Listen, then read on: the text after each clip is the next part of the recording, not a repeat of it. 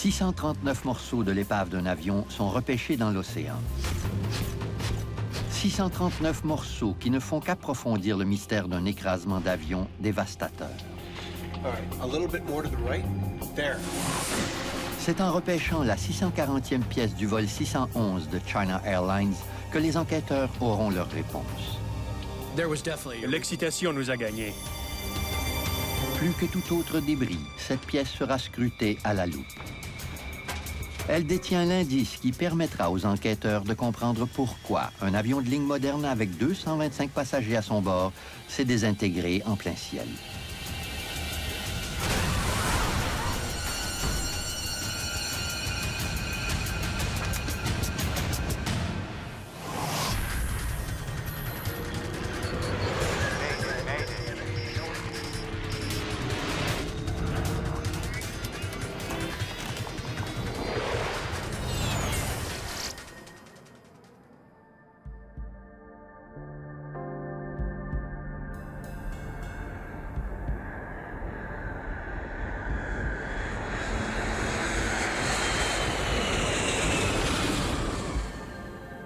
Feet.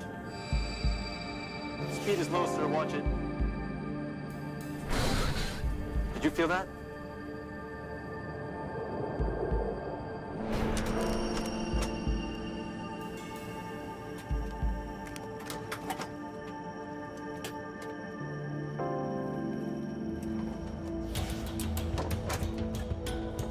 Taipei Control, descend and maintain Echo Foxtrot 126, unit air 608. 25 mai 2002.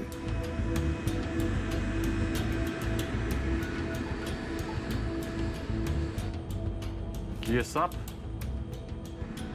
Un 747 de China Airlines décolle de la capitale de Taïwan, Taipei. Taipei approach, Dynasty 611, airborne passing 1,600. Dynasty 611, Taipei approach radar, contact climb and maintain flight level 260. 260, Dynasty 611. Autopilot B, engage. China Airlines est la compagnie d'aviation nationale de Taïwan. 225 passagers sont à bord du vol 611. Le vol pour Hong Kong sera de courte durée, 1h40 au-dessus du détroit de Taïwan. Cette route est l'une des plus empruntées de la planète. Elle rapporte tellement d'argent qu'on la surnomme la poule aux œufs d'or. Ladies and gentlemen, the fasten seatbelt sign has been turned off. For your safety, we do recommend that you keep your seatbelt fastened at all times while seated.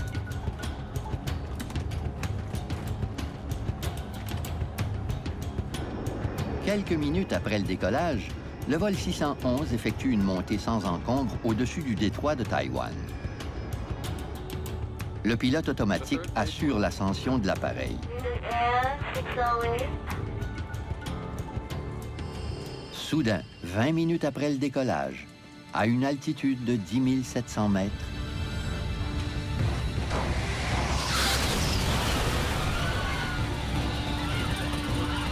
l'avion disparaît des radars du centre de contrôle régional de Taipei. Dynasty 611, Taipei. Dynasty 611, Taipei.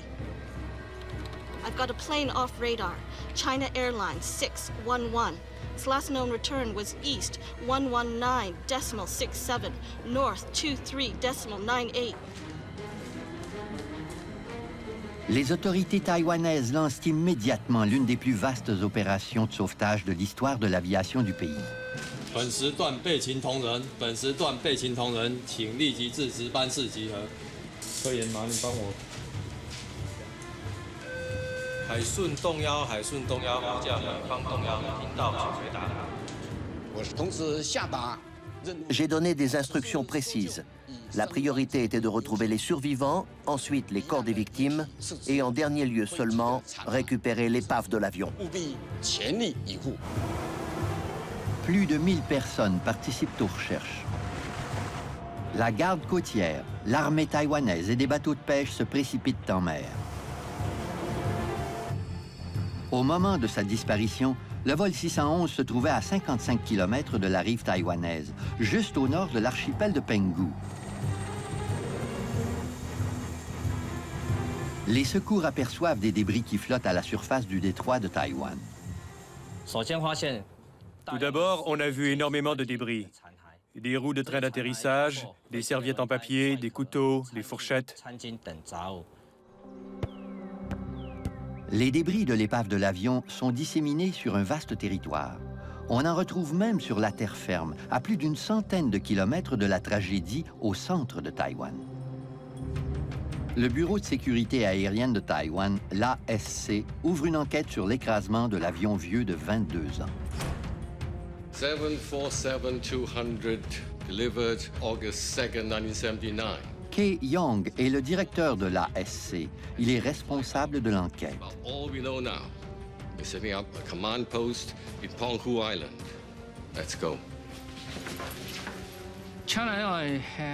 La cote de sécurité de China Airlines était très mauvaise. En fait, la compagnie avait la réputation d'être l'une des plus dangereuses au monde. En moyenne, ils avaient un grave accident tous les 4 ans. Cette enquête était de loin la plus complexe de ma carrière, en grande partie parce que l'épave se trouvait au fond de l'océan.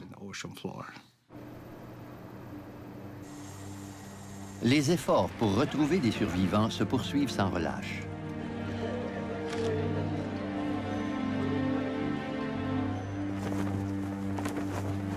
« 225 passagers se trouvaient à bord de l'avion. Il n'y a aucun survivant.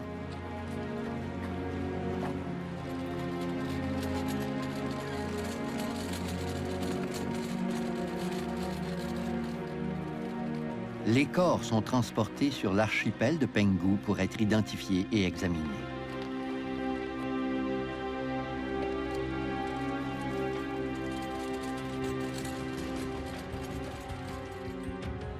Comme il s'agit d'un appareil fabriqué aux États-Unis, le Conseil national de la sécurité des transports, le NTSB, participe à l'enquête. Une équipe d'enquêteurs est dépêchée à Taïwan. De Washington, John DeLisi supervise les opérations. Nos relations avec l'ASC, le Bureau de sécurité aérienne de Taïwan, sont excellentes. On savait que notre collaboration serait la bienvenue, et même souhaitée. Tous les débris de l'épave qui flotte à la surface sont eux aussi transportés sur l'archipel de Penghu. Les enquêteurs veulent découvrir comment l'un des avions les plus prestigieux du monde, qui effectuait l'un des trajets les plus fréquentés, a pu tout simplement tomber du ciel. Le Boeing 747 est le gros porteur le plus populaire du monde. Il a transporté des millions de passagers sur des milliards de kilomètres. C'était très inquiétant. Good morning. I'm anxious to see what you have. Un radar sophistiqué basé au sol a suivi le trajet écourté du vol 611. Il devrait procurer une image plus claire de l'avion que le radar du contrôle de circulation aérienne. Kay Young obtient un premier indice précieux. Le radar a repéré l'avion pendant son ascension jusqu'à une altitude de 10 700 mètres quand tout à coup, le signal du vol 611 s'est fractionné. The breakup is quite graphic. Soudainement, la rétrodiffusion radar nous a permis de voir 3 ou 4 gros morceaux d'épave. Ils se sont ensuite dispersés dans leur chute vers le sol. C'est là qu'on a compris que l'avion s'était désintégré en plein vol.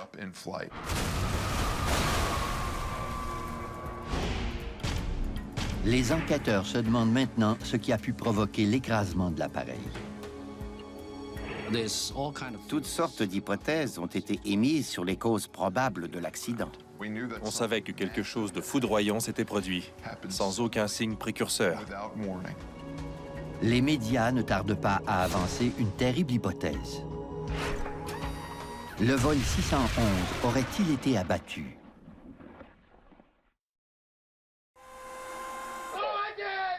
Les relations sont tendues entre la Chine et Taïwan. La Chine a déjà lancé des missiles sur Taïwan par le passé. Dans les médias, on soupçonne les Chinois d'avoir abattu le vol 611. Plusieurs ont laissé entendre que l'avion était tombé sous le feu ennemi. Le jour de l'écrasement de l'avion de China Airlines, la Chine effectuait des exercices militaires dans le détroit de Taïwan. Mais les autorités soutiennent qu'aucun missile n'a été lancé en direction du vol 611. Jusqu'à maintenant, les débris repêchés ne portent pas de traces d'une quelconque attaque. Et rien sur les images radars ne permet de croire qu'un missile a mis le cap sur l'avion. Les preuves ont rapidement permis d'écarter l'hypothèse du missile, tout comme celle de la collision en vol. Il n'y avait absolument rien à proximité de l'avion dans le ciel. Peu de choses peuvent provoquer la désintégration d'un avion en plein ciel. L'une des causes les plus fréquentes est une bombe. Les médecins légistes examinent les cadavres qui ont été repêchés à la recherche de brûlures ou de blessures provoquées par des éclats de bombe, mais en vain. Sans compter que la déflagration d'une bombe aurait fendu et tordu le revêtement métallique de l'appareil de manière bien particulière. Or, aucun morceau de l'épave ne présente de telles caractéristiques. Mais pour écarter définitivement l'hypothèse de la bombe, il faudra davantage de débris. I think that'll be it for floating wreckage. L'équipe du NTSB arrive à Taïwan. Morning, I'm Clint Crookshanks from the NTSB. Hello. Good to see you, gentlemen. I'm afraid we still don't have much. Clint Crookshanks est un ingénieur de structure qui connaît le 747 sur le bout des doigts. Je n'avais pas d'idée préconçue en arrivant là-bas. C'était ma première enquête sur un grave accident pour le NTSB.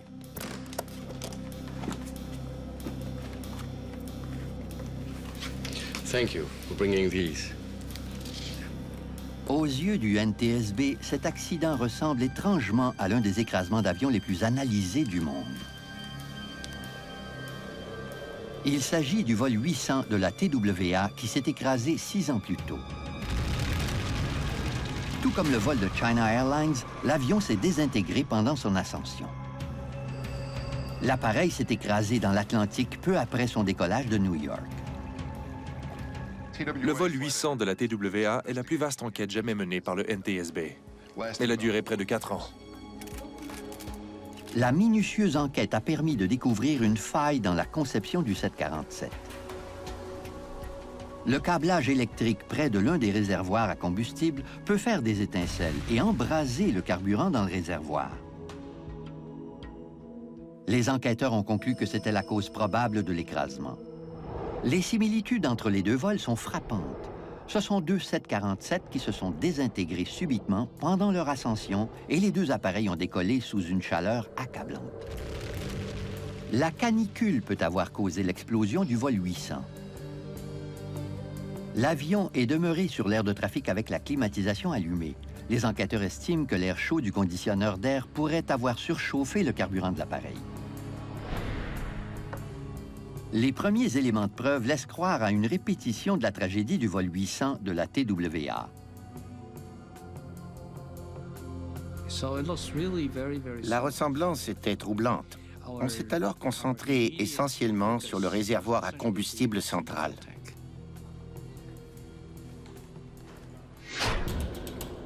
Trois semaines se sont écoulées depuis l'écrasement. Le Yan Steen, un navire de sauvetage de pointe, arrive dans le détroit de Taïwan avec des plongeurs à son bord. Il est muni d'un caisson de plongée et d'un sous-marin télécommandé avec sonar et caméra vidéo. Le NTSB était responsable du navire et de la surveillance des images captées par le sous-marin. Grâce au sonar, les enquêteurs repèrent l'épave du vol 611 dans les profondeurs sous-marines. All right, to the right a bit. There. Okay, that's definitely a piece of wing. Let's mark it. Lorsqu'une pièce est identifiée, ses coordonnées exactes sont relevées. Grâce au GPS, les enquêteurs constatent que les débris sont disséminés sur une superficie de plus de 325 km². Il sera difficile de repêcher des pièces précises de l'avion. 25 jours après l'écrasement du vol 611, les deux boîtes noires de l'avion sont retrouvées. L'une contient l'enregistrement des conversations dans le poste de pilotage, tandis que l'autre dévoile les données du calculateur de vol de l'avion. L'une des deux boîtes noires pourrait révéler ce qui s'est passé au cours des minutes précédant la tragédie. Si la réponse se trouve sur la bande magnétique, les enquêteurs n'auront peut-être pas besoin de recueillir davantage de débris de l'épave au fond de l'océan. Ces données seront décisives. Everybody ready? Les enquêteurs commencent par l'enregistreur de conversation de poste de pilotage. Ils espèrent que les pilotes y font état d'une situation d'urgence. Taipei Control, send and maintain. Mais au contraire, le calme règne dans le poste de pilotage. And 608, reduce speed 210 knots. Le commandant de bord semble détendu. 200 knots, Roger. Unit airway. Le microphone a capté des voix de contrôleurs aériens qui communiquent avec d'autres pilotes. Trans-Asia 536, fly heading 050.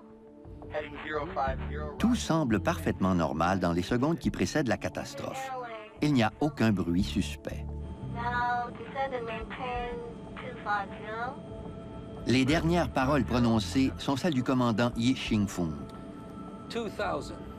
Il s'agit de la distance qui reste à franchir avant d'atteindre l'altitude de croisière. C'est suivi d'un carillon qui prévient l'équipage qu'on sera bientôt à 10 700 mètres. Ensuite, on entend le bruit de l'avion qui se désintègre. Une fraction de seconde plus tard, l'enregistrement cesse. L'enregistreur de conversation de poste de pilotage montrait que tout était parfaitement normal, quand tout à coup, silence radio. L'enregistrement nous a révélé que quelque chose s'était produit, mais ce n'était pas suffisant pour savoir de quoi il s'agissait. On avait déjà écarté plusieurs hypothèses, mais il nous manquait encore la pièce maîtresse, celle qui allait nous dévoiler la cause de l'écrasement du 747. Comme les boîtes noires ne donnent pas les résultats escomptés, les enquêteurs n'ont d'autre choix que de reprendre l'examen de l'épave. Ils concentrent leurs efforts sur les indices susceptibles de confirmer ou d'infirmer le lien avec le vol 800 de la TWA. On a repris l'observation des débris en s'intéressant particulièrement au réservoir à combustible central. Le 12 juillet, 48 jours après l'écrasement, Okay, whoa, whoa. Little to the left, please. ça y est, All right. That's definitely the essential fuel tank. Okay, let's mark that. Let's bring that up.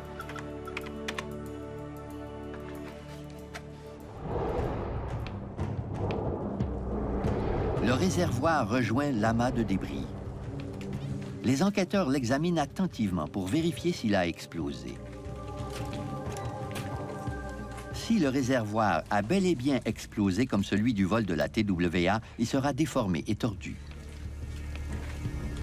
Et le métal sera recourbé vers l'extérieur. Mais ce n'est pas le cas. Le réservoir à combustible était à peu près intact.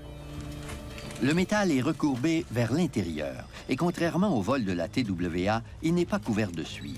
Or, si le carburéacteur s'était embrasé, il y aurait eu de la suie. Il a donc fallu écarter l'hypothèse de l'embrasement du réservoir. Les débris repêchés jusque-là forcent les enquêteurs à réfuter une autre théorie, celle de la bombe. Il n'y avait pas la moindre trace de suie ou de déflagration. L'écrasement de l'avion de China Airlines n'est pas une répétition de la tragédie de la TWA, pas plus que le fruit d'un attentat à la bombe. L'enquête piétine.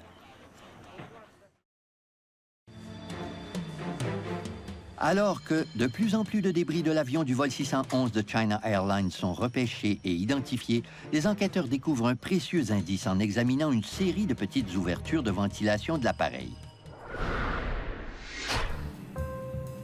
Tous les avions de ligne à réaction commerciaux ont des dizaines de ces ouvertures près du sol. Ce sont essentiellement des clapets de surpression qu'on appelle aussi des évents. Il ne s'ouvre que dans des circonstances précises. Si une décompression survient dans la soute située sous les passagers, l'air pressurisé de l'étage supérieur exerce une telle force sur le plancher qu'il risque de s'effondrer en endommageant des commandes de vols essentielles. Voilà ce qui s'est produit dans un avion de Turkish Airlines en 1974. Le pilote a perdu la maîtrise de l'appareil quand la porte de la soute à bagages s'est ouverte.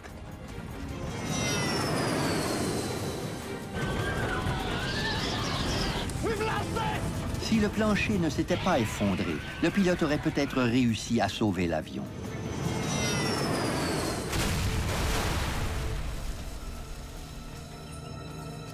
À la suite de cette tragédie, le NTSB a recommandé que les constructeurs installent davantage des vents entre les étages supérieurs et inférieurs des avions. Si une décompression survient dans la soute à bagages, les évents s'ouvrent automatiquement pour réduire la pression sur le plancher. Il y avait 65 évents dans l'avion de China Airlines. 19 d'entre eux ont été repêchés au fond de l'océan. Là-dessus, 4 évents étaient ouverts. Les enquêteurs savent maintenant qu'une dépressurisation soudaine s'est produite sous la cabine des passagers. Mais la cause demeure mystérieuse.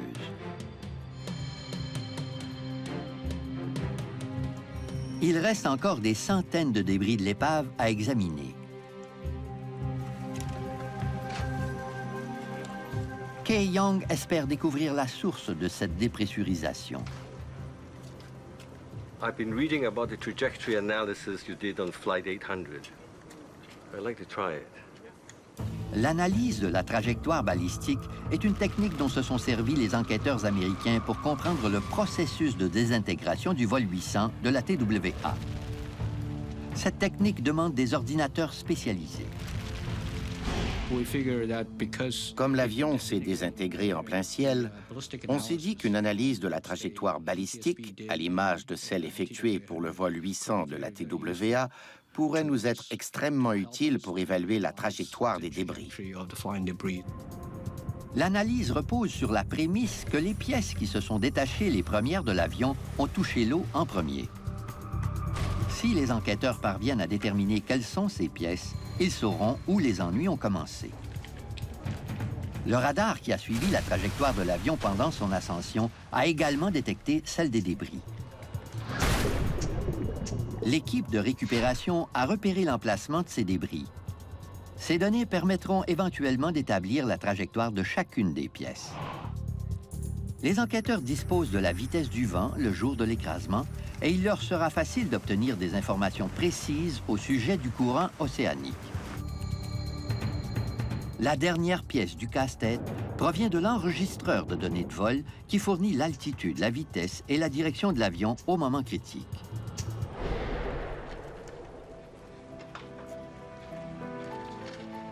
À mesure qu'on remonte des débris à la surface, chaque pièce de l'épave est répertoriée et numérotée aux fins d'identification. 327. Kay Young choisit 18 pièces de l'épave pour l'analyse informatique. Elles proviennent de l'avant, du centre et de la queue de l'appareil. 199. En plus de tous les autres renseignements, il va entrer le poids et la forme de chaque pièce dans l'ordinateur. 526. Grâce au point de chute des pièces, l'ordinateur devrait révéler laquelle de ces 18 pièces est détachée la première de l'avion. Can we see when each one of those items separated from the aircraft?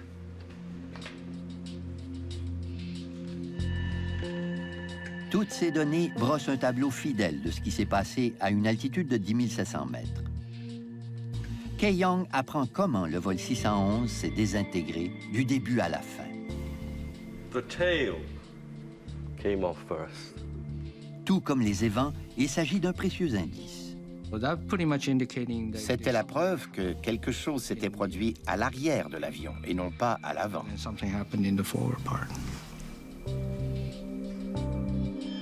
Les enquêteurs sont désormais impatients de repêcher des pièces venant de l'arrière de l'appareil. Sur l'archipel de Penghu, des centaines de morceaux de l'épave s'accumulent sur la jetée. Le NTSB y envoie le métallurgiste Frank Zekar pour examiner l'épave. Je marchais à travers les débris quand tout à coup, j'ai vu la pièce 640.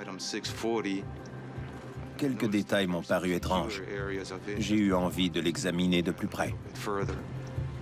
Ce morceau de tôle froissée risque de changer le cours de l'enquête. L'excitation nous a gagnés. On sentait qu'on avait une piste. Hey, it's Frank. I think we found your golden nugget. La pièce 640 plonge des enquêteurs dans le passé et leur permet de conclure que la tragédie du vol 611 trouve son origine 22 ans plus tôt.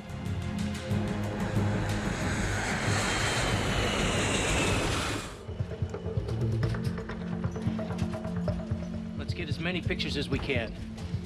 L'énorme pièce du vol 611 de China Airlines qui a attiré l'attention de Frank Zekar répond aux espérances des enquêteurs. Elle est constituée d'une partie du ventre de l'avion, des parois latérales et de la porte arrière de la soute. Il s'agit de l'arrière de l'appareil, précisément où la rupture initiale s'est produite selon l'analyse informatique.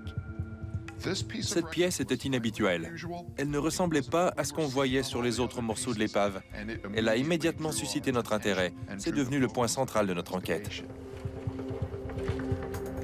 La façon dont le métal est tordu laisse croire qu'il s'est brusquement fendu en plein ciel. D'une manière aérodynamique, quand un avion se déplace dans le ciel, si une brèche se forme, seule la force de l'air qui le frappe à plus de 800 km/h peut pulvériser une structure en parfait état. C'est ce qu'on appelle une fissure due à une surcharge. La plupart des pièces qu'on a repêchées en premier témoignaient d'une telle surcharge. Quand le métal se fend en raison d'une surcharge, il se sépare en biseaux. Mais la pièce 640 ne s'est pas fendue en biseaux. À l'endroit de la rupture, les bords sont bien droits. What do you think? It's definitely not overstress. It's metal fatigue. Les fissures dues à la fatigue du métal se forment quand le métal est soumis à une contrainte répétitive jusqu'à ce qu'il se rompe complètement. Ça ne ressemble en rien à une fissure de tension. Habituellement, la fatigue du métal donne une fissure droite et bien lisse. Voilà exactement le type de fissure observée sur la pièce 640. Les enquêteurs en déduisent que la pièce ne s'est pas détachée subitement de l'avion en plein ciel, mais que la fissure s'était élargie peu à peu au fil du temps. A-t-elle coûté la vie à 225 personnes? On avait encore du pain sur la planche. Il fallait procéder à une analyse approfondie de la pièce afin de vérifier si c'était bel et bien l'élément déclencheur. Cette pièce comporte une autre caractéristique particulière qu'on appelle une plaque de renfort. C'est l'équivalent du morceau de caoutchouc destiné à réparer un pneu crevé.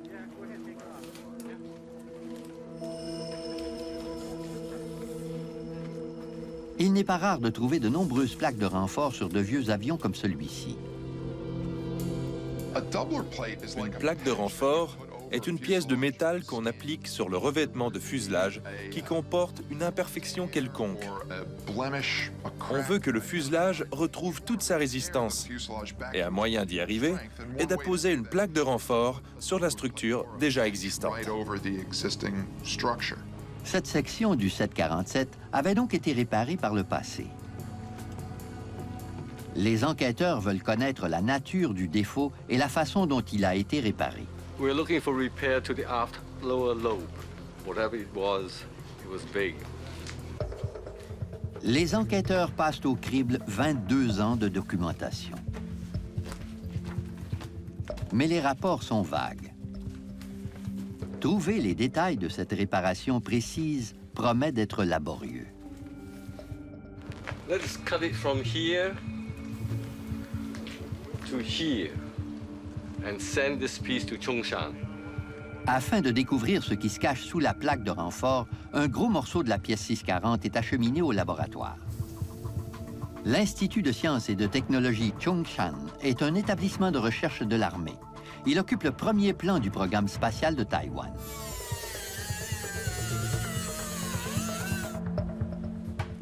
C'est ici que les enquêteurs envoient la pièce 640 dans l'espoir qu'un examen minutieux les éclairera enfin.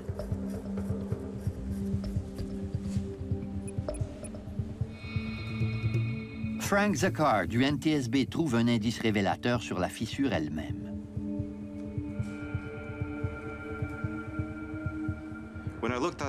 En regardant la surface fissurée, j'ai vu une région couverte d'oxyde d'aluminium, un peu comme de la rouille sur une voiture.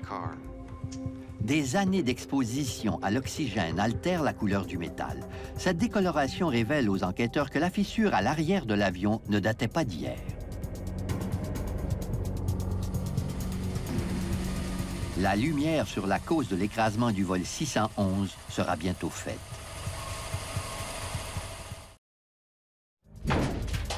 Les enquêteurs retirent la plaque de renfort de la pièce 640 pour examiner le revêtement d'aluminium. En examinant la pièce de plus près, on a découvert d'assez longues entailles. Les plaques de renfort ne sont pas destinées à recouvrir ce genre de dommages. On s'est exclamé. On avait une piste sérieuse. La revue du dossier de l'avion porte fruit, elle aussi. On y mentionne brièvement un incident survenu 22 ans plus tôt, quand cet avion ne volait que depuis 6 mois. Sa queue a frotté sur la piste lors de l'atterrissage. Cela se produit quand un avion atterrit ou décolle trop à la verticale. C'est ce qu'on appelle un contact queue-sol. Dynasty 009, Hong Kong Tower. We observed smoke and sparks from your tail on landing. Roger, Hong Kong Tower. We'll have that looked at. Tail strike, sir. I better log that. C'est un incident assez fréquent. Bien sûr, ce n'est pas souhaitable. Certains avions ont même ce qu'on appelle un pare-choc sur la portion arrière du fuselage. Si la queue frôle le sol, au lieu d'endommager le revêtement de l'avion, c'est le pare-choc qui en fait les frais. Les dommages résultant d'un contact queue-sol sont systématiquement réparés, mais les enquêteurs veulent savoir de quelle façon on a effectué la dite réparation. L'état d'entretien mentionne qu'une réparation permanente a été faite selon le manuel de réparation structurale de Boeing. Or, notre enquête a permis de conclure qu'elle n'a pas été faite conformément aux recommandations de Boeing.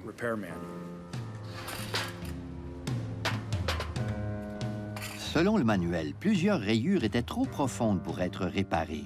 La section en entier aurait dû être remplacée. Le manuel de réparation structurale de Boeing indique très clairement la marche à suivre, étape par étape. 22 ans plus tard, les enquêteurs ont la preuve que la pièce endommagée n'a pas été remplacée. Les rayures sont encore bien présentes. Les ingénieurs de China Airlines expliquent aux enquêteurs que la pièce était trop volumineuse pour être remplacée. Ils ont plutôt décidé de poncer les rayures.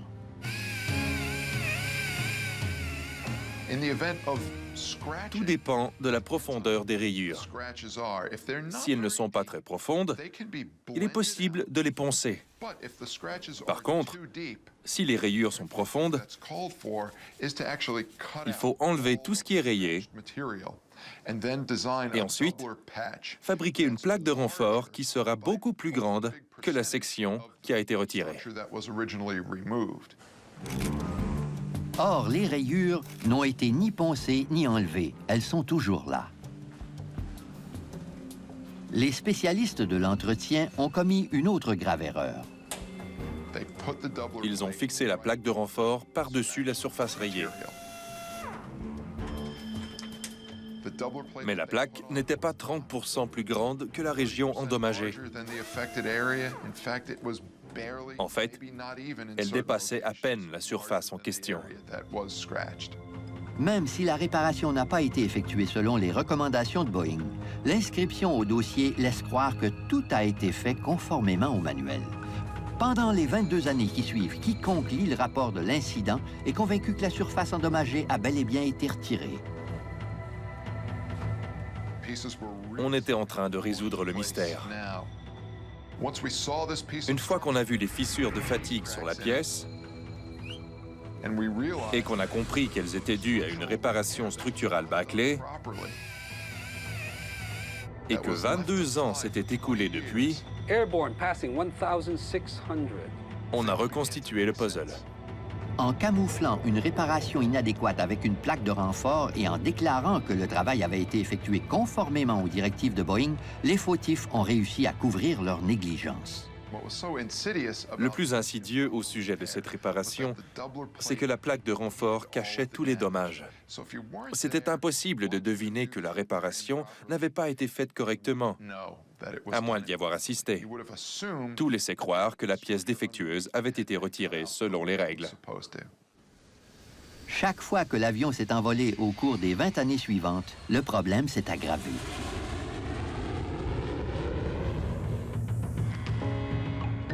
L'air est pressurisé à bord des avions commerciaux. Pendant la montée de l'appareil, il y a un apport d'air dans la cabine afin que la pression à bord de l'avion soit plus élevée que la pression atmosphérique. À l'image du gonflement d'un pneu, l'air intérieur exerce une pression contre le revêtement de l'avion. Chaque fois que l'avion se pressurisait, la pression grimpait dans le fuselage et la fissure s'élargissait de quelques centimètres ou millimètres. Le revêtement de l'avion se dilatait et se contractait légèrement lors de chaque vol. Comme les fissures n'ont pas été réparées correctement, elles se sont agrandies tout en se multipliant. Elles ont fini par atteindre un stupéfiant 2,30 mètres de long. Si on avait tracé le graphique de la fissure initiale, on aurait remarqué une croissance lente au début, mais au fil du temps, le rythme aurait augmenté. Une petite fissure s'est transformée en grave problème. Finalement, en mai 2002, alors que le vol 611 prend de l'altitude, 225 passagers perdent la vie à cause de cette négligence. Plus l'avion a pris de l'altitude, plus la pression du fuselage a augmenté et la fissure a finalement atteint le seuil critique. À ce moment-là, elle s'est étendue comme une toile d'araignée. Les fissures sont parties dans tous les sens. Elles ont probablement fait le tour du fuselage jusqu'à ce que tout l'arrière de l'appareil se détache du reste de la structure. Quand cette pièce s'est rompue, l'avion a fait un plongeon abrupt. La force de l'air a rapidement brisé en éclats le reste de l'appareil.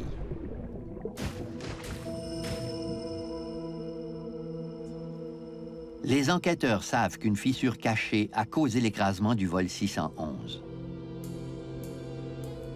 Ils apprennent ensuite que China Airlines a bien failli découvrir cette fissure, ce qui aurait sauvé 225 vies.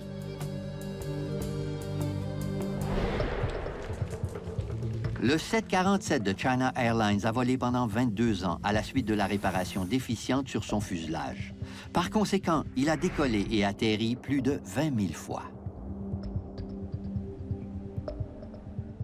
Au fil des ans, les mécaniciens ont vérifié et revérifié l'avion. Selon le programme d'entretien de Boeing, les avions doivent être inspectés régulièrement. Mais l'énorme fissure qui s'est formée à l'arrière de l'avion a toujours échappé aux inspections. Une tragédie aérienne survenue dans un autre pays aurait pu permettre à China Airlines de découvrir le problème à temps. En 1988, le toit d'un vieux Boeing 747 de Aloha Airlines a été arraché.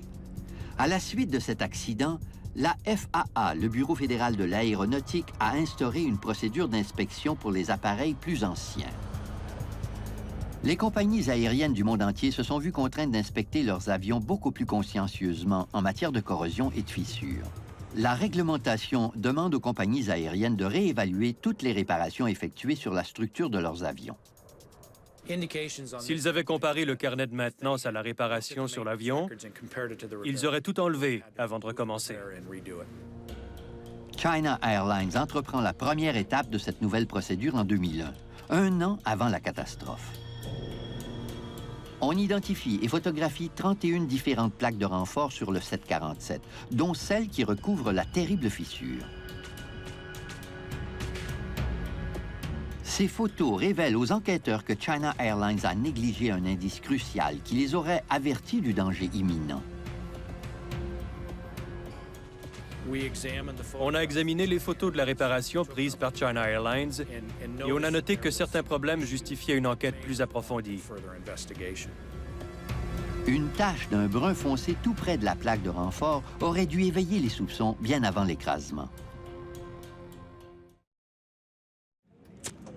Pendant des années, les passagers du funeste 747 de China Airlines ont eu droit de fumer. Ce faisant, ils ont rempli l'air de la cabine pressurisée de nicotine. La fumée sortait par la fissure arrière de l'avion. Avec le temps, cette fumée a laissé une tache de nicotine sur le revêtement extérieur. C'était flagrant. N'importe quel mécanicien d'entretien expérimenté l'aurait immédiatement remarqué. China Airlines a interdit à ses passagers de fumer 7 ans avant l'écrasement. Les enquêteurs savent donc que la fissure remonte à plus de 7 ans.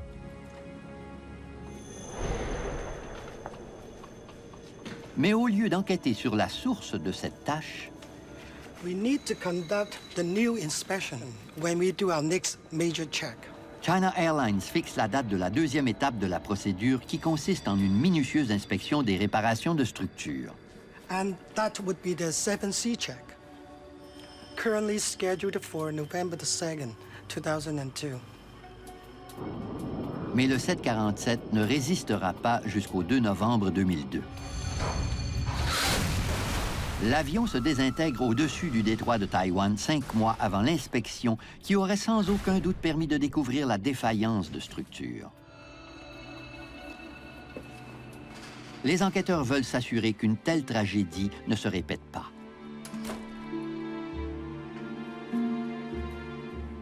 Ils recommandent aux organismes de sécurité aérienne du monde entier de procéder immédiatement à l'inspection de toute réparation pour déceler un éventuel problème. Il n'était plus question d'accepter une simple note déclarant que la réparation avait été faite selon les règles. Si on ne disposait pas de tous les documents nécessaires pour le prouver, on exigerait que les mécaniciens retirent les plaques de renfort pour faire une inspection visuelle de la structure. Le Conseil national de la sécurité des transports émet ses propres recommandations. Il demande que tous les employés de maintenance soient prévenus des risques. Dissimuler ce type de fissure peut mener à une défaillance structurale d'un avion. La morale de cette histoire, c'est que toute réparation doit être effectuée selon les recommandations. Le mécanicien qui travaille sur un avion ne pense pas nécessairement aux passagers qui monteront à bord de cet appareil dans 20 ans. Pourtant, leur vie dépend de sa rigueur. China Airlines a révisé les processus d'inspection et d'entretien de sa flotte aérienne. Sa cote de sécurité a grimpé de façon spectaculaire depuis l'écrasement du vol 611. Les enquêteurs ont également recommandé le développement de nouveaux outils permettant aux mécaniciens de détecter les failles sous les plaques de renfort. Aujourd'hui, de tels outils sont couramment utilisés. Boeing a développé un procédé de contrôle non destructif qui permet de déceler les fissures du fuselage sous les plaques de renfort. Ce dispositif se sert d'ultrasons, des ondes sonores qui traversent le métal. Il révèle la présence de dommages sous les plaques de renfort. Il s'agit de la même technologie qui permet aux médecins d'observer un fœtus à l'intérieur de l'utérus de la mère. Ce dispositif aurait détecté la fissure fatale sous la plaque de renfort du vol 611.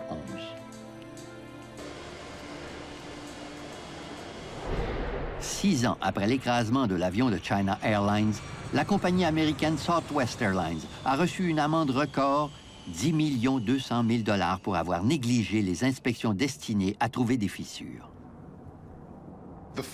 L'amende de Southwest rappelle l'importance de bien entretenir nos avions. Un programme d'entretien et d'inspection efficace peut s'avérer coûteux. Mais comme en témoigne la tragédie de China Airlines, le prix à payer pour la négligence est encore plus élevé.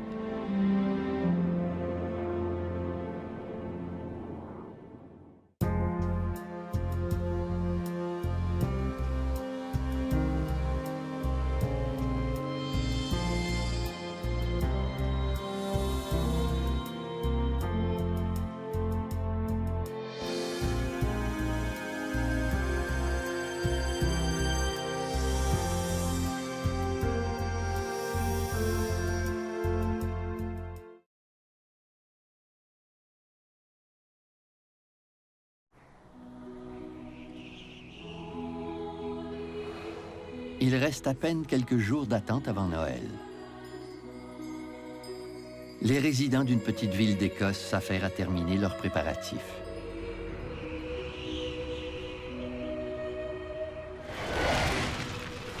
Sans savoir qu'un épouvantable danger les menace.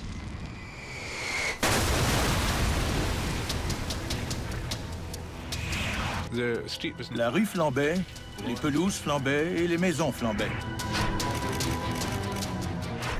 Je n'avais jamais rien vu de tel. Un terrible écrasement d'avions ébranle un village et attire l'attention du monde entier. C'est une des attaques terroristes les plus significatives de l'histoire.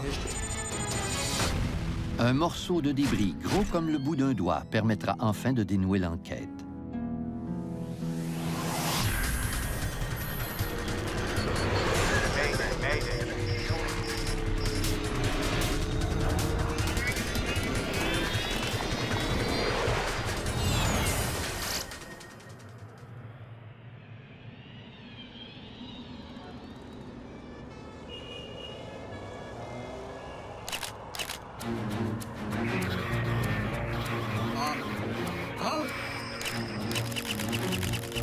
Nous sommes le 26 octobre 1988 près de Düsseldorf en Allemagne. Depuis des semaines, les autorités allemandes pistent 2 présumés terroristes dans les rues de l'antique ville de Neuss. Aujourd'hui, les policiers entrent enfin en action.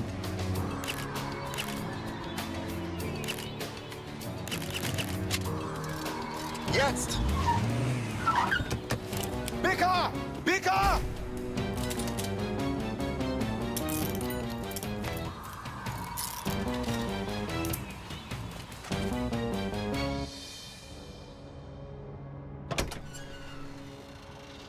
Mais dans le coffre de la voiture des suspects, ils font une découverte étonnante. Berühren Sie es nicht.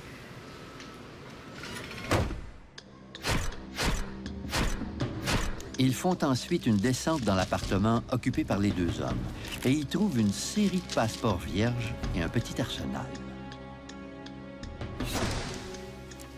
Lorsque les policiers examinent la radio saisie dans le coffre, ils découvrent qu'elle a été connectée à des explosifs. Les 2 hommes arrêtés en Allemagne sont associés à une organisation terroriste bien connue, le Front populaire de libération de la Palestine. Hafez Al-Kamouni expédie des armes en Syrie et au Liban. Marwan Krishat est un fabricant de bombes notoires. Il a provoqué l'écrasement d'un Learjet, sinon de plusieurs avions.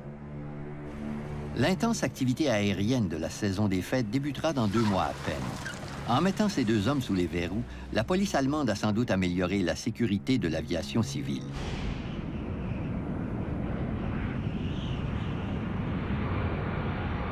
Deux mois plus tard, le vol 103 de Pan Am Airways quitte Londres à destination de New York. L'avion à réaction vient de décoller de l'aéroport d'Heathrow. Il y a 259 personnes à bord. Durant la première étape de vol, l'appareil mettra le cap au nord-ouest et survolera l'Écosse. Ce qu'on appelle le départ de Daventry désigne l'un des 6 itinéraires préétablis suivis par les avions à réaction qui décollent de l'aéroport d'Heathrow.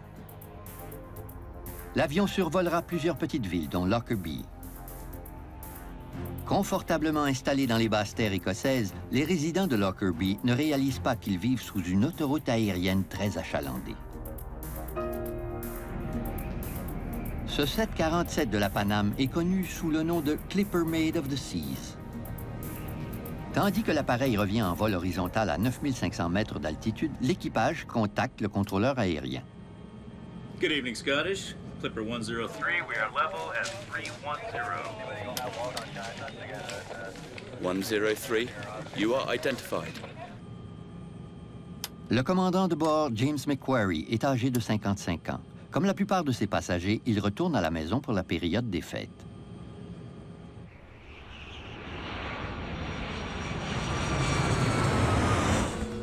Huit kilomètres plus bas, les résidents de Lockerbie se préparent à fêter Noël. Michael Gordon bavarde au téléphone avec un ami lorsqu'un étrange grondement envahit sa demeure. Hang on. There's something odd outside here. Ce soir-là, le temps était loin d'être calme. Il y avait un vent d'ouest assez violent. Je l'entendais frapper une fenêtre juste devant moi. De cette fenêtre, je voyais Lockerbie, car ma maison est bâtie sur la colline. J'ai entendu un bruit de tonnerre assez fort pour couvrir celui du vent.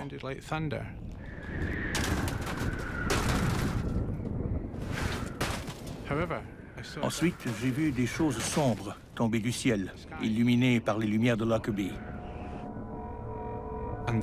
Et puis, à ma droite, très haut dans le ciel, j'ai vu un objet long et noir, couronné de flammes, s'approcher rapidement.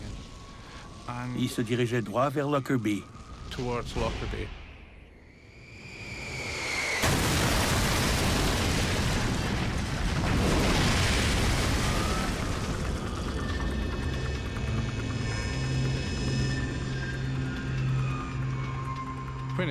Il s'est écrasé dans une épouvantable explosion.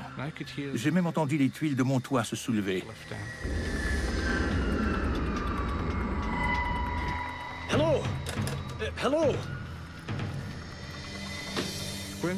Au moment de l'explosion, ma ligne téléphonique a été coupée.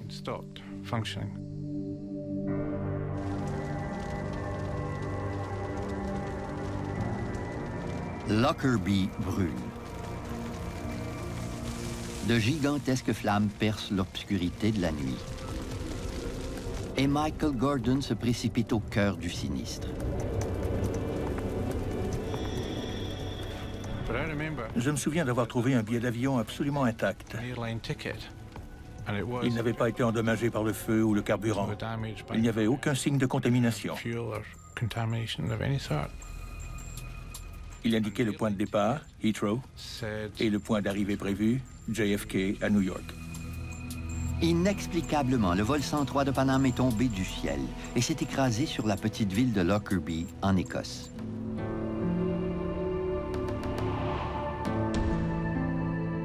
À la lumière du jour, toute l'horreur de l'écrasement du vol 103 de Paname est manifeste.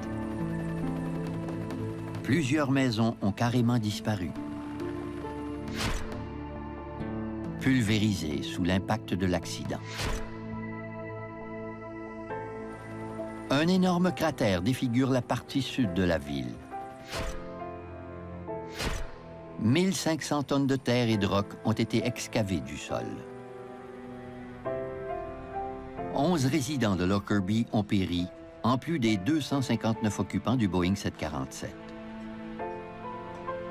As far as I know, I've lost my brother-in-law, my sister-in-law, and their house is just a 30-foot crater. In the ruins of their homes, they search for the bodies of the aircraft's passengers. Such a catastrophe, so sudden, so great a shock for a quiet town. It looked like a scene out of hell. This whole road was ablaze. Quelques heures après l'écrasement fatal, les premiers enquêteurs arrivent sur les lieux. Mick Charles est l'enquêteur en chef de l'AAIB, le service britannique d'enquête sur les accidents aériens. On s'est tout de suite rendu au site du cratère, qui empestait encore le carburant. Il y avait des débris d'avions partout et une certaine quantité de restes humains. Mick Charles oriente rapidement son équipe vers la recherche d'indices. L'énervement était palpable. Il y avait énormément de gens et une certaine sensation de chaos. You'll be organized into groups, headed by an AAIB inspector. Does anyone have any questions? The sooner we start, the better. Plus de 1000 agents de police et 600 membres des forces armées convergent vers Lockerbie. On voulait tous des réponses. Sans savoir ce qui s'était passé, on se doutait bien qu'il s'agissait d'un événement colossal.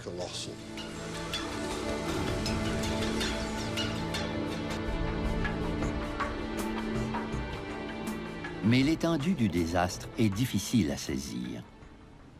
Chris, the RAF have offered us a helicopter. Can we use it? À cause de l'incroyable quantité de fragments, les inspecteurs auront besoin d'une vue panoramique pour localiser les plus importants champs de débris. Il y avait très peu de cartes de la région. Au début de l'enquête, comme leur nombre était insuffisant, on a utilisé des photos en noir et blanc. Pour faciliter les recherches, les inspecteurs obtiennent les services de Michael Gordon, un policier local. Il voulait que j'identifie des points de repère géographiques ainsi que des pièces d'aéronefs. Et il ne tarde pas à cerner l'ampleur de la tâche. De l'hélicoptère, on voyait que l'écrasement s'était produit à Lockerbie et que les débris formaient un cône.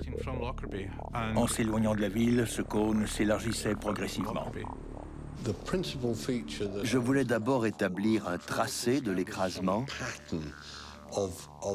qui m'aiderait à diriger le travail des inspecteurs au sol. Les inspecteurs sont stupéfaits de découvrir que les débris couvrent une étendue de terrain supérieure à celle de la ville de Londres. 2000 km². Il est clair que le vol 103 de Paname s'est désintégré bien avant de s'écraser au sol.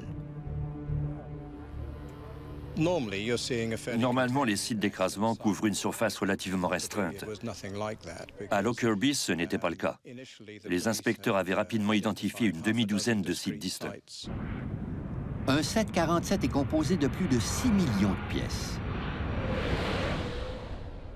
Dans ces vestiges déchiquetés, les inspecteurs devront découvrir la clé du mystère de son écrasement.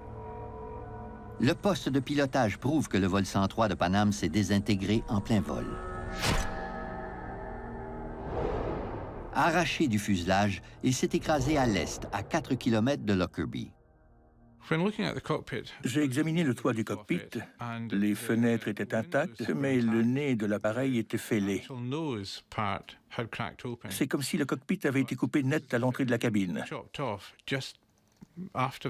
En entrant par l'ouverture, on voyait le poste de pilotage. À l'intérieur du cockpit, les inspecteurs notent la position des commandes et des manettes. Ils remarquent aussi que le pilote automatique est enclenché et que les masques à oxygène n'ont pas été libérés. C'est la procédure habituelle des enquêtes d'accidents aériens. Mais on n'a rien découvert d'anormal dans le poste de pilotage. Tout concordait avec un vol de croisière sans histoire. Les inspecteurs sauront bientôt pourquoi la ville de Lockerbie a subi de si terribles dommages. La partie la plus substantielle de l'épave s'est écrasée sur Lockerbie, l'aile gauche et l'aile droite, rattachées par une section de fuselage. Les inspecteurs estiment aussi que l'avion transportait 90 000 kilos de carburant au moment de l'écrasement.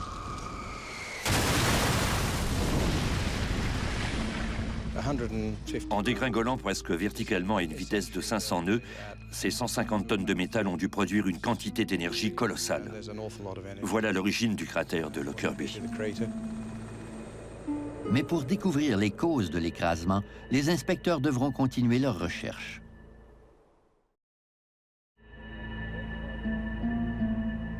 Les inspecteurs chargés d'enquêter sur l'écrasement du vol 103 de Paname étudient maintenant les débris découverts au sud de la ville de Lockerbie. Logiquement, ces morceaux ont dû se détacher au début du désastre. Tandis que les équipes de terrain continuent à recueillir des preuves, les inspecteurs épluchent les carnets de maintenance du 747. Ces carnets leur font évaluer l'âge de l'avion. Le Clipper Made of the Seas était le 15e 747 manufacturé par Boeing. C'était un des Boeing les plus âgés de toute la flotte. Il avait été construit en 1970. Il avait donc 18 ans et quelques 75 000 heures de vol à son actif. Une composante cruciale de l'avion a pu céder pendant son passage au-dessus de Lockerbie. Les deux scénarios les plus plausibles étaient la défaillance structurale ou le sabotage. McCharles, Tom Thurman, FBI. Good to meet you, Tom. I was expecting you. Well, very quickly. Tandis que les inspecteurs cherchent des réponses dans les antécédents de l'avion, la théorie du sabotage est également envisagée. On devait fournir une expertise technique aux enquêteurs écossais à propos des explosifs et du type de dommages attribuables aux explosifs, ainsi que des signes indicatifs de la présence d'une bombe à bord.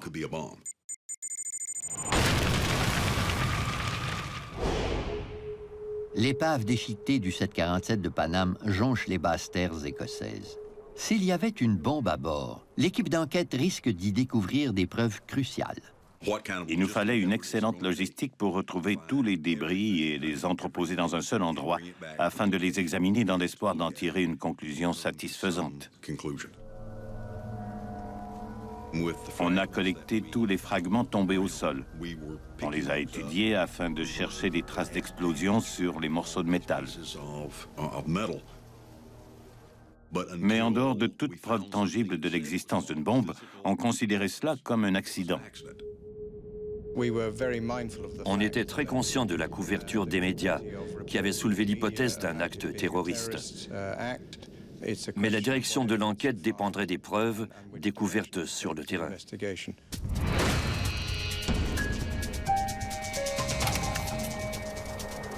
En l'espace de 24 heures, 4 groupes terroristes ont revendiqué la responsabilité de l'attentat. The guardians of the Islamic Revolution are undertaking this heroic execution in revenge for the blowing of the Iranian airplane by America. Dick Marquis est un expert en terrorisme international affilié au FBI. Certaines organisations terroristes ont revendiqué la responsabilité de l'attentat ou en ont été soupçonnées, dont plusieurs groupes iraniens et palestiniens, ainsi qu'un groupe révolutionnaire irlandais. 6 mois plus tôt, la marine américaine avait abattu un avion de passagers iranien en plein vol. 290 personnes sont mortes. Le gouvernement américain a déclaré qu'il s'agissait d'un accident. Mais l'Iran a juré de se venger.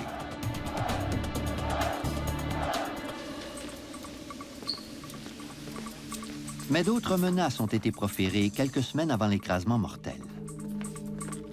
Un avertissement anonyme adressé à l'ambassade américaine d'Helsinki annonçait qu'une bombe serait placée à bord d'un vol de Paname à son départ de Francfort. Finalement, les autorités écartent la possibilité d'un danger. Mais un avis est quand même affiché dans les ambassades américaines. Plusieurs passagers du 747 de Paname étaient venus de Francfort à bord d'un vol de correspondance. La veille de Noël, 3 jours après l'écrasement de l'avion, l'équipe d'enquête obtient des résultats significatifs. Everyone clear on what they need to do this evening? Terrific. Tom, can I see you? Absolutely.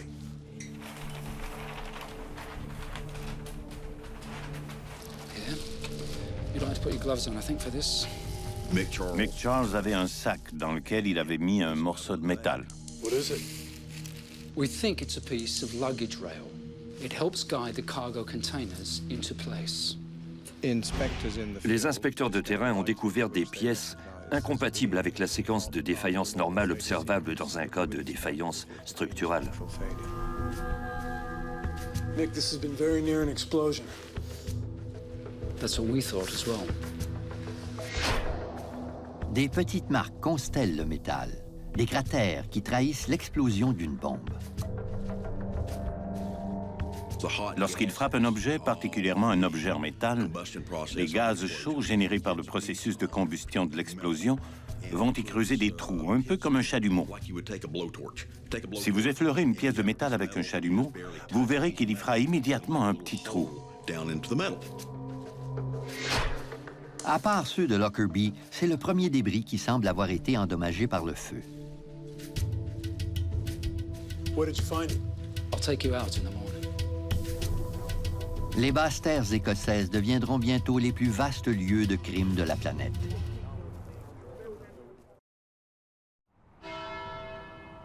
Noël 1988 à Lockerbie, en Écosse. Les résidents n'ont pas le cœur à la fête. Ils sont encore sous le choc de l'écrasement. Christmas is just going to be remembered for all the wrong reasons. It's just tragic for everybody. We'll never believe in God again. Pour les membres de l'équipe d'enquête, le 25 décembre est une journée de travail comme les autres. Pour moi, c'est ce qui distingue l'écrasement de Lockerbie des autres. Il a eu lieu à Noël, mais on est resté là-bas et on a poursuivi notre travail. Les inspecteurs convergent vers un champ de ferme hors des limites de la ville. Over here! Keep yelling! We can't see you! Over here!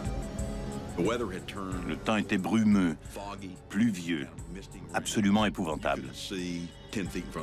On ne voyait rien à 3 mètres devant soi et tout le champ était couvert de débris. Un second fragment du patin de rail de la soute à bagages a été trouvé. That looks like the piece that you showed me last night. About 20 inches is just gone. Comme par miracle, on a trouvé l'autre fragment du patin de rail pratiquement planté dans le sol. On l'a photographié. C'était un vrai cadeau de Noël. On n'en revenait pas. À peine arrivé, on tombait pile sur l'autre moitié de la pièce endommagée. On n'était pas fascinés, on était survoltés. Ce fragment est également constellé de marques et de cratères prouvant qu'il s'est trouvé à proximité d'une explosion.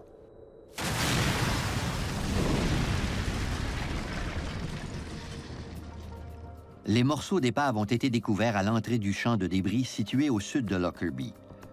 Leur position suggère qu'ils ont été les premiers à se détacher du 747. On avait toujours soupçonné qu'une bombe était à l'origine du désastre, mais on ne voulait pas partager ces soupçons avant qu'ils ne soient corroborés par les experts judiciaires. Un laboratoire judiciaire britannique établit le lien critique en examinant les débris retrouvés près de Lockerbie et en y relevant les traces de 2 produits chimiques utilisés dans la fabrication des explosifs plastiques. Le 28 décembre, 7 jours après l'écrasement, les inspecteurs tiennent leurs preuves. Ils la partagent avec le reste de la planète. It has been established that 2 parts of the metal luggage pallets framework show conclusive evidence of a detonating high explosive. L'écrasement du vol 103 de Paname est officiellement un crime. Dans l'affaire de Lockerbie, notre mandat était de découvrir les responsables et de prouver leur culpabilité. On voulait traduire ces criminels en justice et leur faire payer la mort de 270 personnes. À Lockerbie, les inspecteurs de l'AAIB continuent de trier des tonnes de métal tordu. Je suppose qu'on aurait pu s'en tenir là. Mais même si on avait déjà prouvé l'hypothèse de la bombe, on disposait encore d'une tonne de débris intéressants.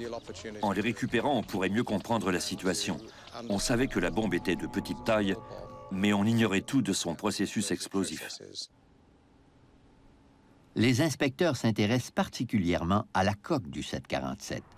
Ils transportent les pièces dans un hangar militaire situé à la sortie de la ville.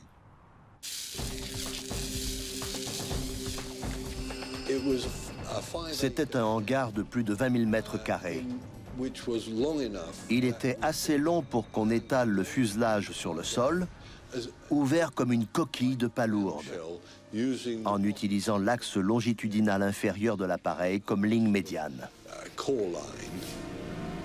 Le fuselage d'un avion est boulonné à une série de cadres forts. Chacun de ces cadres est numéroté en fonction de la distance qu'il sépare de l'avant de l'appareil. Avant d'étendre les débris de façon bidimensionnelle, nous avons mis des lignes et du ruban adhésif sur le sol afin de créer une grille qui reflétait la géométrie de l'avion. L'équipe se met à assembler les débris comme un gigantesque casse-tête. Une bonne partie de la structure d'un avion possède des formes caractéristiques qui nous ont permis de dire c'est un cadre de porte. Et un bon nombre de pièces portent des numéros spécifiques qui nous ont aidés à identifier des fragments plus petits, qu'on n'aurait sans doute pas identifiés autrement. Petit à petit, on recouvre d'autres fragments d'avions visiblement endommagés par la détonation de la bombe. Right, the location is 817-204. En assemblant les fragments de fuselage à l'avant de l'appareil, les inspecteurs découvrent avec horreur que la bombe a déchiqueté le 747 à cet endroit précis. On s'est rendu compte que les dommages causés à cette section de l'appareil étaient très différents des autres. À cet endroit, le fuselage n'est pas déchiré. Il a éclaté en morceaux. Dans la zone de l'explosion, la structure du fuselage était noircie, couverte de suie. Les fractures étaient soudaines et dentelées, contrairement aux déchirures normales du revêtement. Frame 700 runs right round here. Les inspecteurs savent non seulement qu'il y avait une bombe à bord, ils ont même trouvé l'endroit où elle a arraché le fuselage du 747, à la sortie de la soute à bagages avant.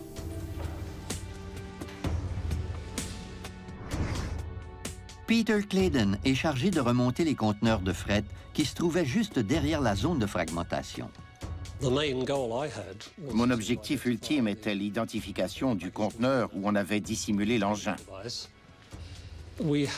L'avion transportait environ 20 conteneurs similaires. C'est comme si je devais reconstituer une vingtaine de casse-têtes éparpillés au hasard. Les inspecteurs se concentrent sur les conteneurs de fret retrouvés dans le champ de débris sud, ceux qui ont été éjectés peu après l'explosion.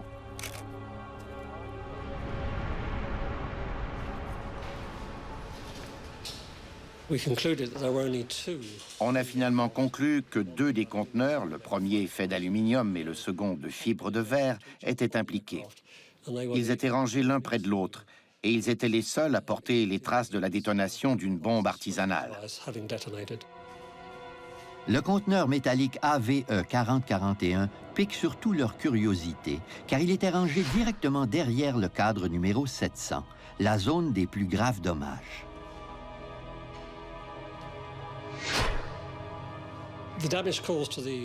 Le conteneur d'aluminium était très endommagé, tandis que le conteneur voisin, fait en fibre de verre, avait subi ce que je qualifierais de dommages collatéraux. Puis, les inspecteurs fabriquent une simple charpente et y fixent les morceaux du conteneur de fret détruit.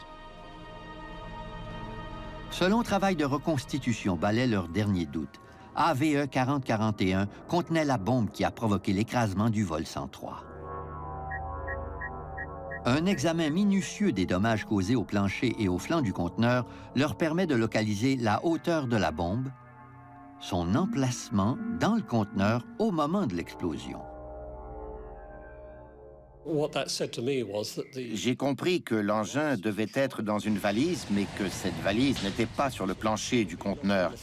Elle devait être au 2e niveau. L'inspection du registre des bagages confirme que la valise incriminée provenait d'un vol de correspondance. Mais tandis que les experts reconstituent le conteneur, ils découvrent un fragment de débris inhabituel. En l'examinant, j'ai vu un petit fragment de débris coincé dans un pli. En le dépliant doucement, j'ai fait tomber ce morceau. C'était manifestement le fragment d'une carte de circuit imprimée, un circuit électronique. Can you bring me a camera and an evidence bag, please?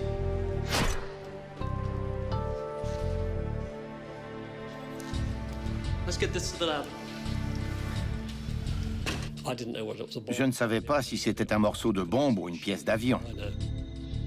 Finalement, les experts judiciaires britanniques identifient le circuit électronique. Il provient d'une marque de radio spécifique. Et il finira par guider les inspecteurs vers leur poseur de bombes.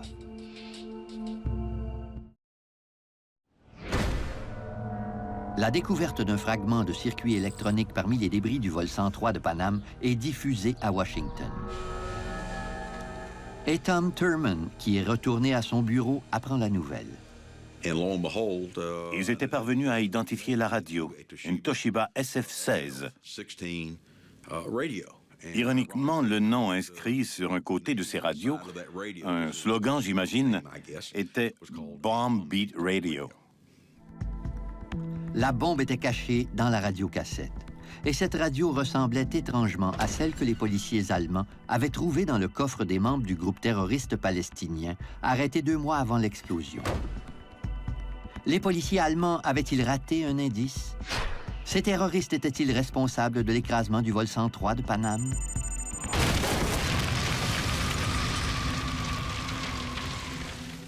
Au moment de l'attentat, la cellule allemande du Front populaire de libération de la Palestine était sur notre liste de suspects. En fait, nos renseignements nous portaient à croire que le FPLP était probablement le vrai responsable de l'explosion. 49 des passagers du vol 103 avaient commencé leur voyage dans la ville allemande de Francfort. À Londres, leurs bagages avaient été ensuite chargés à bord du 747 de Paname. Mais la ligne aérienne n'avait pas vérifié si tous les passagers qui avaient enregistré leurs bagages étaient vraiment montés à bord de l'avion. Une bombe fabriquée en Allemagne avait peut-être déjoué la sécurité d'Heathrow, tandis que le terroriste quittait tout bonnement l'aéroport. Si c'était le cas, il fallait maintenant le prouver. Les inspecteurs font une nouvelle découverte. Les deux radiocassettes proviennent du même fabricant, mais celle qu'on a utilisée pour détruire le 747 n'est pas tout à fait identique à celle des terroristes appréhendés en Allemagne. Les deux bombes étaient dissimulées dans des radios Toshiba, mais une des radios avait un seul haut-parleur, tandis que l'autre en avait deux. C'était donc un modèle plus récent. Les divergences des deux modèles suscitent des doutes. Les terroristes islamiques de la cellule allemande ne sont peut-être pas les vrais coupables. On peut souvent étudier le mécanisme d'un engin explosif et dire « je sais qui l'a fabriqué. J'ai déjà vu ce type de bombe. C'est le travail de tel terroriste. » C'est la signature du poseur de bombe. Les autorités policières devront trouver d'autres indices pour démasquer le fabricant de la bombe. La valise piégée leur fournira peut-être des éléments de preuve supplémentaires. En examinant de minuscules débris, les experts judiciaires découvrent que la bombe était dissimulée à l'intérieur d'une Samsonite Silhouette 4000. La société Samsonite n'avait manufacturé que quelques milliers de ces modèles, tous écoulés dans le Moyen-Orient. Les inspecteurs ont aussi retrouvé des fragments de vêtements endommagés par l'explosion, qui étaient donc proches de l'engin, et peut-être même à l'intérieur de la valise piégée. La plupart des vêtements ont été confectionnés par le même fabricant et vendus sur la petite île de Malte. On a donc poursuivi l'enquête à Malte, où vivait le fabricant, et où on avait vendu une partie des vêtements retrouvés à Lockerbie. Les inspecteurs retracent la boutique maltaise qui a écoulé certains vêtements, et son propriétaire leur fournit un nouvel indice. Il nous a donné une excellente information en révélant que l'acheteur avait un accent libyen.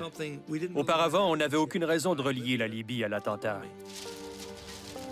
Cette vente a eu lieu 2 semaines avant l'explosion. En 1988, la Libye se remettait à peine de plusieurs confrontations avec l'armée américaine.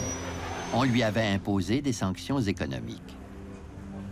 Le pays était isolé et l'anti-américanisme de son leader, Mouammar Kadhafi, était notoire. L'attentat à la bombe du vol 103 de Paname était peut-être une attaque de la Libye contre les États-Unis. En épluchant le registre des bagages du 747, les policiers découvrent qu'un seul bagage avait été transporté de Malte à Francfort en début de journée. Le numéro B8849, qui a ensuite continué sa route vers l'aéroport d'Heathrow à Londres. À son arrivée, il a été placé sur le second niveau du conteneur de fret AVE 4041. Les inspecteurs savent maintenant qu'il s'agissait de la valise Samsonite qui transportait la bombe. Plus d'1 an après l'écrasement, une découverte faite à Lockerbie jette de la lumière sur une série d'indices confus. Les experts judiciaires ont trouvé un nouveau fragment de circuit électronique parmi les vêtements achetés à Malte.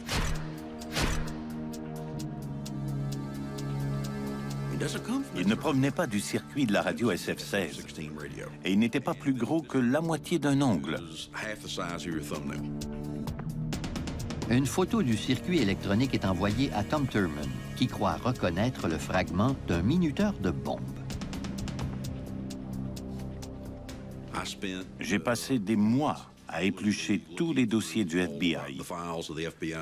Des dossiers qui concernaient des enquêtes qui dataient de très, très longtemps. Le FBI possède les photos des minuteurs utilisés pour détonner des bombes aux quatre coins de la planète. Mais Tom Thurman n'arrive pas à identifier la pièce trouvée parmi les débris de Lockerbie. Next. J'ai fini par être à court de pistes. Je me suis dit qu'il était temps de sortir du laboratoire.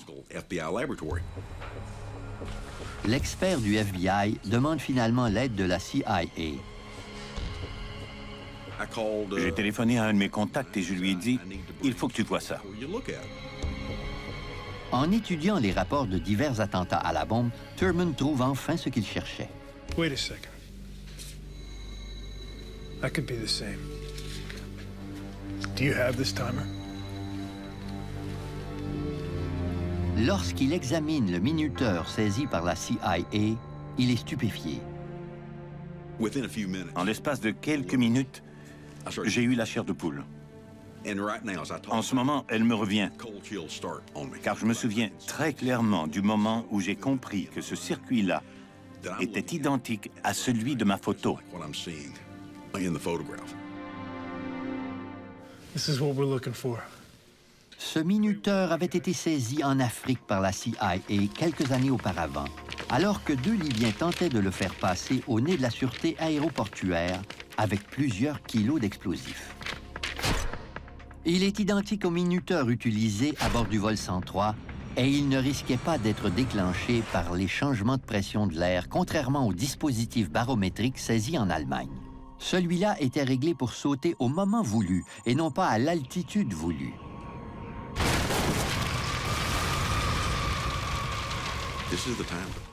On tenait le minuteur. Un minuteur à retardement avait détruit le 747. Il fallait maintenant découvrir d'où il venait. La bombe du vol 103 avait une radio et un minuteur différents de ceux de la bombe saisie en Allemagne. Un suspect inconnu est donc responsable de l'écrasement du vol 103. Tandis que l'enquête criminelle se complique, l'enquête d'accident se dénoue progressivement. Elle migre finalement de l'Écosse à Farnborough, une ville anglaise, siège d'une florissante industrie aéronautique, et de l'AAIB. Plusieurs mois après l'écrasement du vol 103 de Paname, les inspecteurs de l'AAIB amorcent une colossale entreprise. Ils vont reconstruire une section de 20 mètres du fuselage déchiqueté dans l'espoir d'obtenir des informations que leur modèle bidimensionnel ne pouvait pas leur fournir.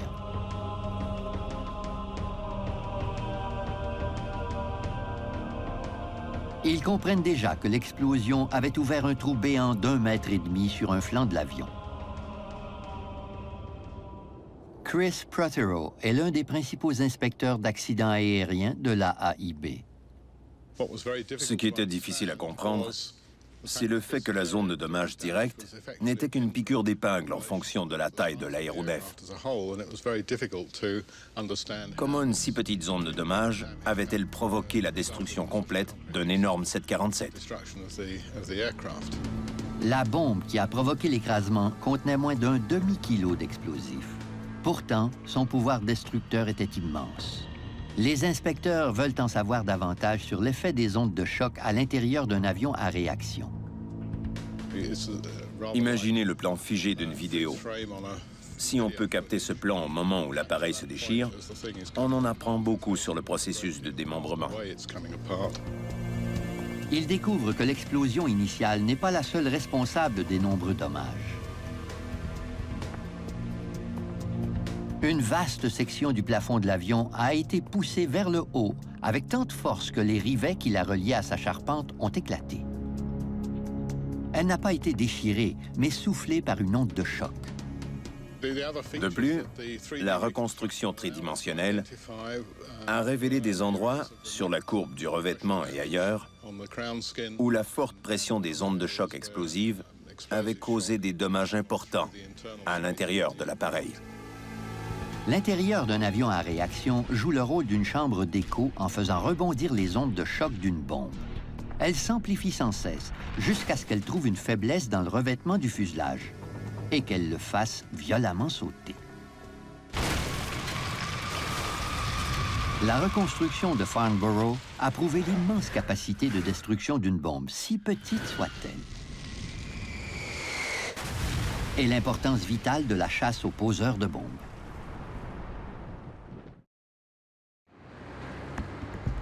Près de 2 ans après le désastre de Lockerbie, une série de pistes conduit les inspecteurs à Zurich, en Suisse. Ils ont découvert que le minuteur de la bombe provenait d'une société suisse appelée Mibo. Un des propriétaires de Mibo avoue même avoir fabriqué le minuteur.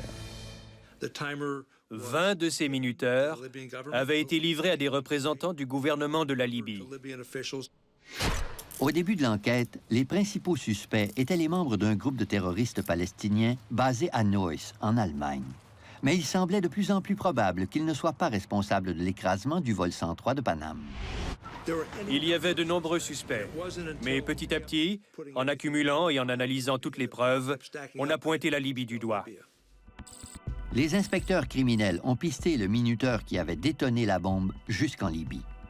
Ils savent qu'un Libyen avait acheté les vêtements rangés dans la valise piégée, et ils savent aussi que des confrontations armées avaient récemment opposé la Libye aux États-Unis. Il ne leur reste plus qu'à retrouver le poseur de bombes. En 1999, ils lui mettent la main au collet. Abdel al-Megrahi était un agent de renseignement au service du gouvernement libyen. 10 ans après l'explosion fatale, il est arrêté et inculpé d'activités terroristes. C'était un haut fonctionnaire libyen qui avait sûrement accès à tout ce dont il avait besoin. Notre enquête a également prouvé que Megrahi utilisait une société fictive pour transiger avec Mibo. Il s'était rendu à Zurich plusieurs fois et il connaissait les fabricants. Avec ses nombreux liens et les recoupements des témoignages, on ne pouvait faire autrement que d'accepter nos conclusions. En 2001, la Cour écossaise le condamne à la réclusion à perpétuité pour le meurtre de 270 personnes. 2 ans plus tard, le gouvernement de la Libye accepte officiellement la responsabilité de l'attentat et verse une somme de 2,7 milliards de dollars aux familles des victimes. Panam Airways s'attire également la colère du public pour sa responsabilité dans l'affaire. Une enquête menée en Écosse blâme la société.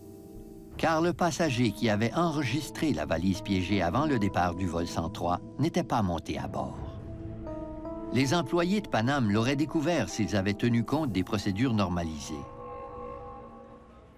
La règle voulant que chaque bagage corresponde à un passager n'avait pas été respectée. La société est déclarée coupable de faute intentionnelle. Dans la foulée de la décision judiciaire, Panam Airways fait faillite. 20 ans après la destruction du vol 103 de Paname, les pièces de son fuselage sont encore rassemblées à Farnborough, en Angleterre. Ces débris seront peut-être utilisés pour former des enquêteurs issus des 4 coins du monde. Car ce sont de précieuses armes dans la guerre contre les terroristes. Dans la ville de Lockerbie, on voit peu de traces de la désolation venue du ciel 20 ans auparavant. Mais dans une petite église située près du site d'écrasement du poste de pilotage, on peut lire un sombre rappel de cette nuit de terreur et de l'importance de traduire les coupables en justice.